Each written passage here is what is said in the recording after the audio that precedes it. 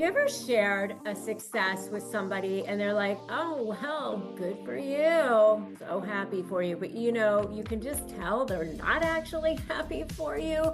And you just kind of end up with this sinking feeling, or they literally make it your worst day ever because they've got to have a crisis of some sort. So they claim to love you, but they really do undermine your happiness, your success, the good things that happen to you. Why is that? I'm going to go into that in this video and what it means for you as far as communicating, dealing with the discard phase, all of the things that you might have to deal with because of it.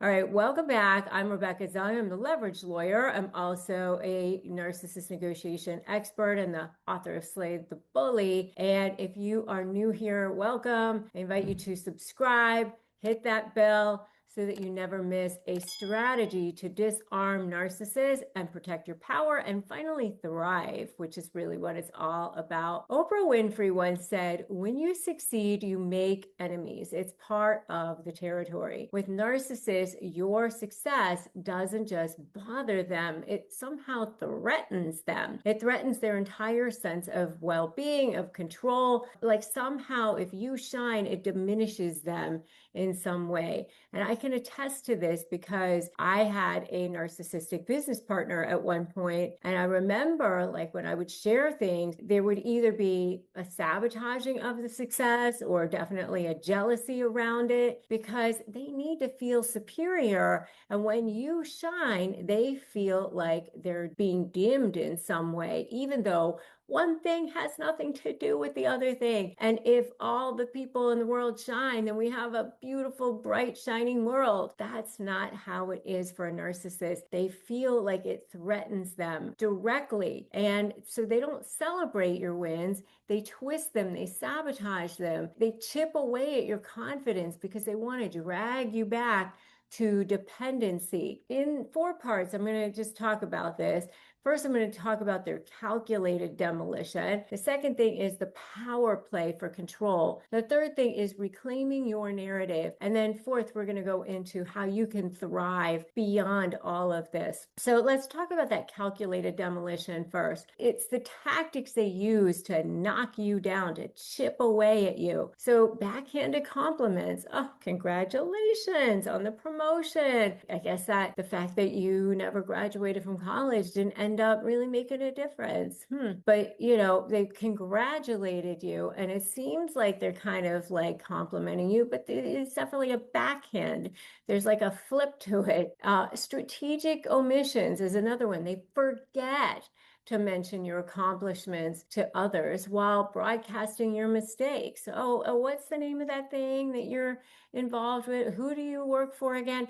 Like these little like forgetfulness things. It's just a way to cut you down while they're sort of saying things, derailing projects or relationships. So this is where they'll actually interfere, withhold support. They know that it's a big promotion time for you. So what do? They pick a fight. They say they need you for something you have to show up for. They spread doubt. They sow conflict, all sorts of things to sort of derail you actually being successful, and eroding self-belief. Constant reminders, well, you're not ready for this. Well, you just got lucky. Well, it's not really your thing. That sort of thing. So you're kind of like doubting yourself constantly.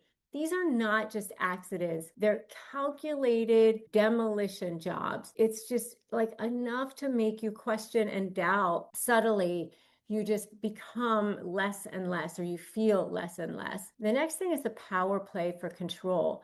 Why do they do it? Because it seems like, why would you do this? But your independence is their kryptonite. Independence threatens them.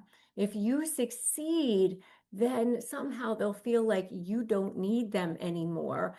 And that terrifies them. Dependency cycle. They tear you down because then they can swoop in as the rescuer. This is a classic trauma bonding tactic. Authority games. They can't allow you to be seen as more competent or admired or respected, So they try to shrink you, dim you. Let's say you landed a big client. Instead of congratulating you, your narcissistic boss undermines the deal so that you have to come crawling back to them for approval. Have you ever had a narcissist sabotage your success? Something that you've worked so hard for? Comment success below, because naming it is the first step to breaking their control.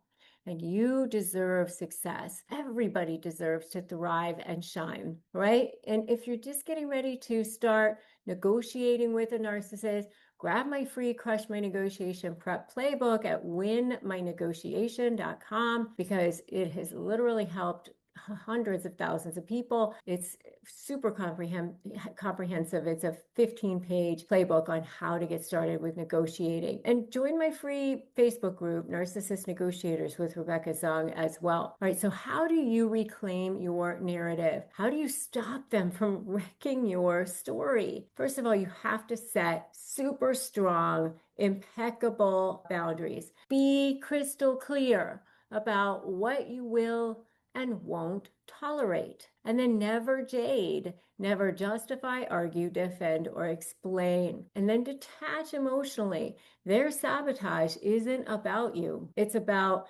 their fear of losing control. Don't absorb that. You observe, don't absorb. You respond, don't react. Detach emotionally. Their sabotage isn't about you. It's about their fear of losing control. Protect your energy. Limit how much of your wins you share with them. Share selectively. When you're dealing with a narcissist, you have to share selectively. Only share your good news with people who are actually going to cheer for you, people who are actually going to support you. Your narrative is yours. Your story is yours. Your power is yours. Don't let them edit your story. Don't let them dictate how you're going to feel, because then you're giving away your power, right? You can thrive so much more beyond their shadow. I always say, stop trying to make not your people your people. Some people just aren't your people.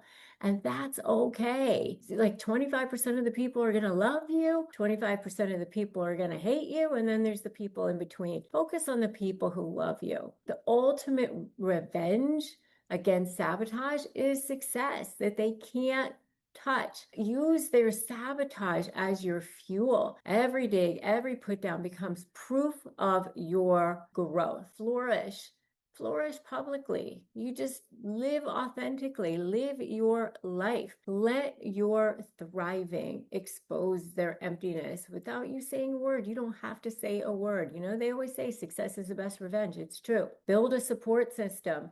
Have the right kind of support around you. Friends, mentors, communities who celebrate your wins without resentment. When you shine, despite their sabotage, you expose them. There are two types of people around narcissists. There are those who let sabotage shrink them, and there are those who recognize the tactics and protect their energy and thrive. Which one are you going to be? You don't beat narcissists by dimming your light. You beat them by shining so brightly that their shadows can't touch you. Now, if this video gave you clarity, give it a thumbs up and share it with somebody who needs to hear it. Make sure that you're subscribed, you've tapped that bell so that you never miss a daily strategy. If you've ever built anything from scratch, whether it's a business, a brand, or a podcast, you know there's nothing small about it. The decisions, the hustle, the grind, the pressure, it's so all-consuming. And that's why I was so grateful to find Shopify when I set up my own store, shop.rebeccazung.com.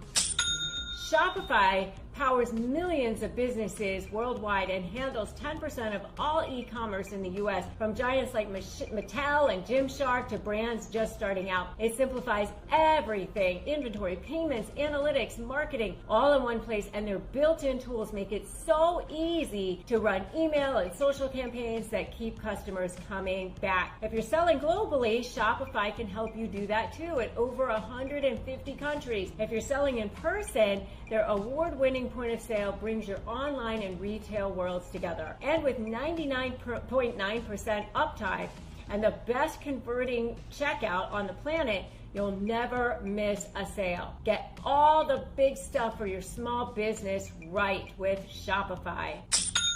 Sign up for your $1 a month trial and start selling at shopify.com/negotiate.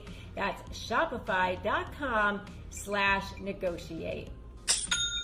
And your next step is to watch my video on why logic fails with a narcissist. Logic is never going to work with narcissists, because once you understand why they sabotaged your success, you need to also understand why reasoning with them never works. So I'll link it right here. I'm Rebecca Zung. Remember that success is your power, and no amount of sabotage can take it away when you choose to thrive. You can slay the bully, and you can negotiate your best life.